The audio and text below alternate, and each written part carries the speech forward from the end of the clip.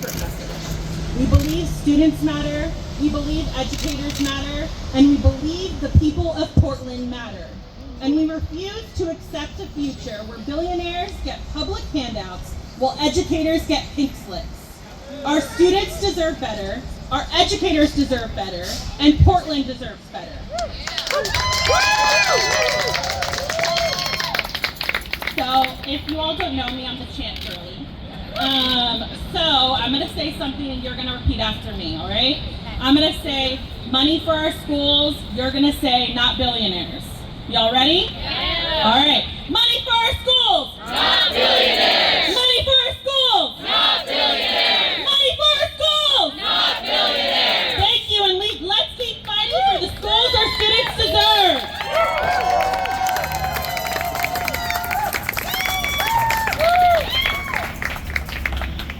Hello, everybody. Great to see you. My name is Mitch Green. I'm a Portland City Council representing District 4. I'm also a proud member of the Portland Democratic Socialists of America.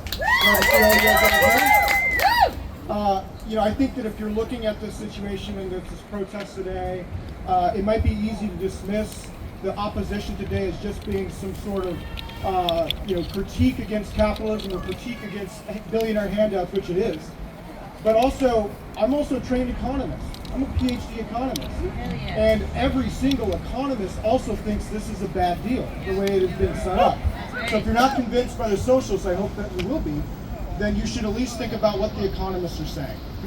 When I ran for this seat, I told voters that it's going to be really important that it's going to be really important that when we are faced with the challenges of our city in this new form of government, that you need an economist on City Hall. And this is the moment where I have to tap in on this. Because I got to tell you folks, we just approved a budget that made deep cuts into the core services of our city. Things like parks. After we told Portlanders that we wanted them to raise their own taxes to keep their parks maintenance and programming levels whole.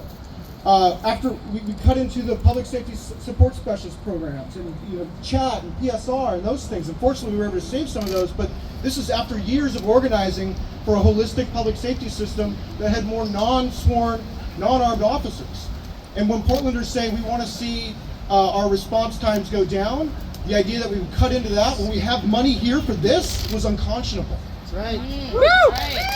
And so I want to talk about connecting what's happening inside this building behind me right now with the choices that we face in the city as a whole. I know that we need economic development and we need spending, but there is a different theory about how to do that. The folks that are in that building today, who have been lobbying behind the scenes in backroom deals, have an old vision of economic development.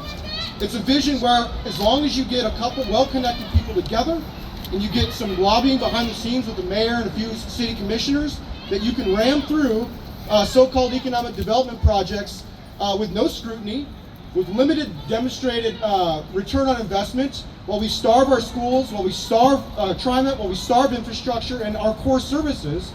And I gotta tell you, it's not 2022 anymore. Those days are over. We destroyed that old system. That's right. So we're out here because you got some city councilors who are not beholden to that old system. That's right. Who are willing to sort of stand up and say, show me your math. And so we're going to go into a work session here in a little bit, and I'm going to be asking questions about whether or not anyone has actually done the math on this. Show me that you've done an economic impact analysis, that using these dollars will benefit the community more broadly. I have to see that math before I take a vote. And the last thing I'll say is that this is our moment to get leverage. I want investment in our community. It'd be nice if we had a redevelopment of this project, but I want the billionaire to pay for it. Right? I want to stop. I want this to be the year that a city like Portland stepped up and said, we're no longer going to play this game where we get cowed into giving away our public dollars on broken promises and just for private benefit. We're done with that. So the mayor, the governor, other city elected officials went down to Salem last spring and they traded away our negotiating position.